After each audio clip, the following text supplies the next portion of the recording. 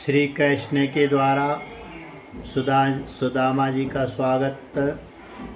राजा परीक्षित ने कहा, भगवान प्रेम और मुक्ति के दाता परब्रह्म परमात्मा भगवान श्री कृष्ण की शक्ति अनंत है, इसलिए उनकी माधुर और ऐश्वर्य से भरी लीलाएं भी अनंत है। अब हम उनकी दूसरी लीलाएं, जिनका वर्णन आपने अब तक नहीं किया है, सुनना चाहते हैं। ब्राह्मण, यह जीव विषय सुख को खोजते खोजते अत्यंत दुखी हो गया है। वे बाण की तरह इसके चित्त में चुभते रहते हैं। ऐसी स्थिति में ऐसा कौन सा रसिक रस का विशेषज्ञ पुरुष होगा जो बार बार पवित्र कीर्ति भगवान श्री कृष्ण की मंगलमयी लीलाओं का श्रवण करके भी उनसे विमुक्त होना चाहेगा। जय श्री राम। जो वाणी भगवान के गुणों का गान करती है वही सच्ची वाणी है। वही हाथ सच्चे हाथ है जो भगवान की सेवा के लिए काम करते हैं। वही मन सच्चा मन है जो चराचर प्राणियों में निवास करने वाले भगवान का स्मरण करता है। और वे ही कान वास्तव में कान कहने योग्य है जो भगवान की पुण्यमयी कथाओं का श्रवण करते हैं। वही सिर है जो चराचर जगत को भगवान की चल अचल प्रतिमा समझकर नमस्कार करता है। और जो सर्वत्र भगवत विग्रह का दर्शन करते हैं वे ही नेत्र वास्तव में नेत्र है। शरीर के जो अंग भगवान और उनके भक्तों के चरणों तक का सेवन करते हैं वे ही अंग वास्तव में अंग है।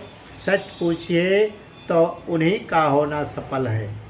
सूत जी कहते हैं, शौनकादि ऋषियों, जब राजा परीक्षित ने इस प्रकार प्रश्न किया तब भगवान श्री सुखदेव जी का हृदय भगवान श्री कृष्ण में ही तल्लीन हो गया। उन्होंने परीक्षित से इस प्रकार कहा। श्री सुखदेव जी ने कहा, परीक्षित, एक ब्राह्मण भगवान श्री कृष्ण के परम मित्र थे। वे बड़े ब्रह्मज्ञानी, विषयों में विरक्त, शांत चित्त और जितेंद्रिय थे। वे गृहस्थ होने पर भी किसी प्रकार का संग्रह परिग्रह न रखकर प्रारब्ध के अनुसार जो कुछ मिल जाता उसी में संतुष्ट रहते थे। उनके वस्त्र तो फटे पुराने ही थे। उनकी पत्नी के भी वैसे ही थे। वह भी अपने पति के समान ही भूख से दुबली हो रही थी। एक दिन दरिद्रता की प्रतिमूर्ति दुखिनी प्रतिव्रता भूख के मारे कांपती हुई अपने पतिदेव के पास गई और मुरझाए हुए मुंह से बोली, भगवान, साक्षात लक्ष्मीपति भगवान श्री कृष्ण आपके सखा है। वे भक्तवांछा कल्पतरु शरणागत वत्सल और ब्राह्मणों के परम भक्त है। परम भाग्यवान आर्यपुत्र वे साधु संतों के सत्पुरुषों के एकमात्र आश्रय है। आप उनके पास जाइए। जब वे जानेंगे कि आप कुटुंबी है और अन्न के बिना दुखी हो रहे हैं तो वे आपको बहुत सा धन देंगे। आजकल वे भोज वृष्णि और अंधक वंशी यादवों के स्वामी के रूप में द्वारकापुरी में ही निवास कर रहे हैं और इतने उदार है कि जो उनके यादवों के स्वामी के रूप में द्वारकापुरी में निवास कर रहे हैं और इतने उदार है कि जो उनके चरण कमलों का स्मरण करते हैं उन प्रेमी भक्तों को वे अपने आप तक का दान कर डालते हैं।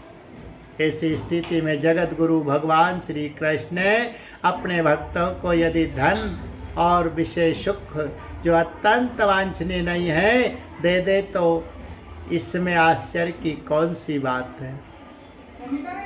इस प्रकार जब उन ब्राह्मण देवता की पत्नी ने अपने पतिदेव से कई बार बड़ी नम्रता से प्रार्थना की तब उन्होंने सोचा कि धन की तो कोई बात नहीं है परंतु भगवान श्री कृष्ण का दर्शन हो जाएगा। यह तो जीवन का बहुत बड़ा लाभ है। यही विचार करके उन्होंने जाने का निश्चय किया और अपनी पत्नी से बोले, कल्याणी, घर में कुछ भेंट देने योग्य वस्तु भी है क्या? यदि हो तो दे दो। तब उस तब उस ब्राह्मणी ने पास पड़ोस के ब्राह्मणों के घर से 4 मुट्ठी चिवड़े मांग कर एक कपड़े में बांध दिए और भगवान को भेंट देने के लिए अपने पति देव को दे दिए। इसके बाद वे ब्राह्मण देवता उन चिवड़ों को लेकर द्वारका के लिए चल पड़े। वे मार्ग में सोचते जाते थे कि मुझे भगवान श्री कृष्ण के दर्शन कैसे प्राप्त होंगे। परीक्षित, द्वारका में पहुंचने पर वे ब्राह्मण देवता दूसरे ब्राह्मणों के साथ सैनिकों की 3 छावनियां और 3 डौड़ियां पार करके भगवत धर्म का पालन करने वाले अंधक और वृष्णिवंशी यादवों के महलों में जहां पहुंचना अत्यंत कठिन है, जा पहुंचे। उनके बीच भगवान श्री कृष्ण की 16,000 रानियों के महल थे। उनमें से एक में उन ब्राह्मण देवता ने प्रवेश किया। वह महल खूब सजाया अत्यंत शोभायुक्त था। उसमें प्रवेश करते समय उन्हें ऐसा मालूम हुआ मानो वे ब्रह्मानंद के समुद्र में डूब उतरा रहे हो। उस समय भगवान श्री कृष्ण ने अपने प्राण प्रिया रुक्मणी जी के पलंग पर विराजे हुए थे। ब्राह्मण देवता को दूर से देखकर वे सहसा उठ खड़े हुए और उनके पास आकर बड़े आनंद से उन्हें अपने हृदय पास में बांध लिया। परीक्षित, परमानंद स्वरूप भगवान अपने प्यारे सखा ब्राह्मण देवता के अंग स्पर्श से अत्यंत आनंदित हुए। उनके कमल के समान कोमल नेत्रों से प्रेम के आंसू बरसने लगे। परीक्षित, कुछ समय के बाद भगवान श्री कृष्ण ने उन्हें ले जाकर अपने पलंग पर बैठा दिया और स्वयं पूजन की सामग्री लाकर उनकी पूजा की। प्रिय परीक्षित, भगवान श्री कृष्ण सभी को पवित्र करने वाले हैं। फिर भी उन्होंने अपने हाथों ब्राह्मण देवताओं के पांव पखार कर उनका चरणों तक अपने सिर पर धारण किया और उनके शरीर में चंदन, अर्गजा, केसर आदि दिव्य गंधों का लेप किया।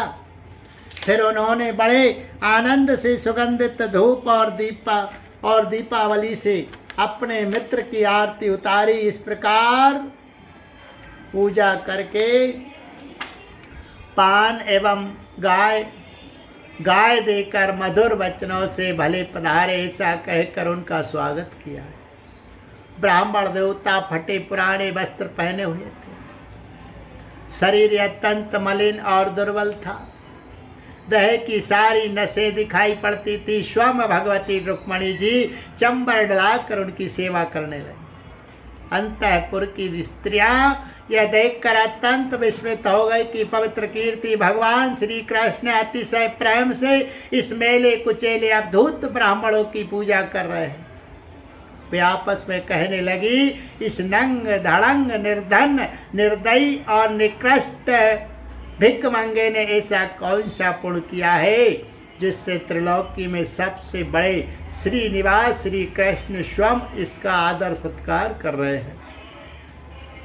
देखो तो सही, इन्होंने अपने पलंग पर सेवा करती हुई स्वयं लक्ष्मी रूपिणी रुक्मणी जी को छोड़कर इस ब्राह्मण को अपने बड़े भाई बलराम जी के समान हृदय से लगाया है। प्रिय परीक्षित, भगवान श्री कृष्ण और वे ब्राह्मण दोनों एक दूसरे का हाथ पकड़कर अपने पूर्व जीवन की उन आनंददायक घटनाओं का स्मरण और वर्णन करने लगे जो गुरुकुल में रहते समय घटित हुई थी। भगवान श्री कृष्ण ने कहा, धर्म के मर्मज्ञ ब्राह्मण देव, गुरु दक्षिणा देकर जब आप गुरुकुल में लौट आए तब आपने अपने अनुरूप स्त्री से विवाह किया या नहीं?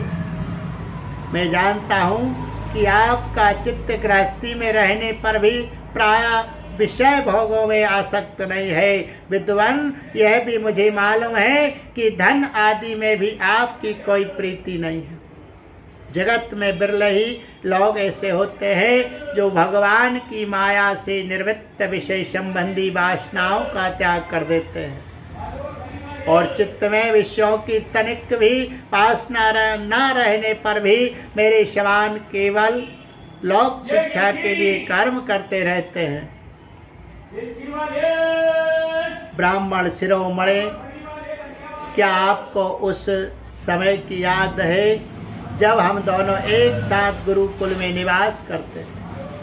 सचमुच गुरुकुल में ही द्विजातियों को अपने ज्ञातव्य वस्तु का ज्ञान होता है, जिसके द्वारा वे अज्ञान अंधकार से पार हो जाते हैं। मित्र, इस संसार में शरीर का कारण जन्मदाता पिता प्रथम गुरु है।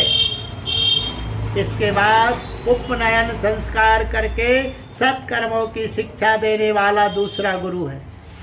वह मेरे ही समान पूज्य है।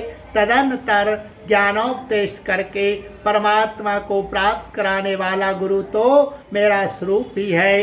वर्णाश्रमियों के ये 3 गुरु होते हैं। मेरे प्यारे मित्र, गुरु के स्वरूप में स्वयं मैं ही हूँ।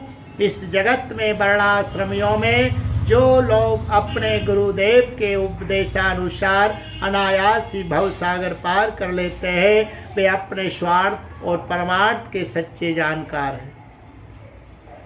प्रिय मित्र, मैं सबका आत्मा हूँ, सबके हृदय में अंतर्यामी रूप से विराजमान हूँ।